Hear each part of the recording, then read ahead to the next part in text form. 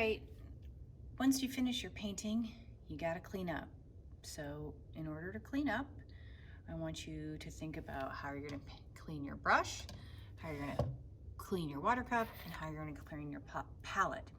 And I start by putting soap in my hand, take my brush, and I'm gonna go around and around with my brush to really work that soap into the bristles.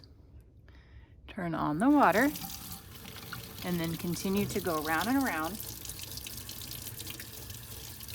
until I see that the water that is coming out of the brush is dripping clear in the sink.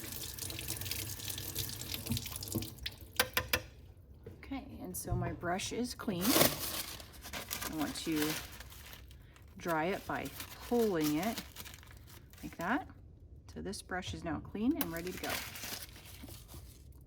Cleaning the paint cup is as simple as dumping it out. We're going to turn on the water, get a sponge, clean out the inside and the outside. Bring out your sponge, put it back, rinse out your cup one more time. Use that same paper towel you used for your brush.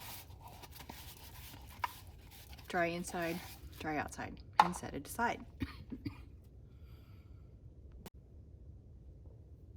To clean out your paint palette, we're going to put it in the sink, run some water on it, get our sponge, and use the sponge in each one of the wells.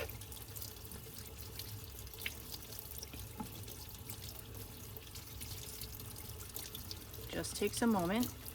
Your palette should run clean, or rinse clean rather, front and back.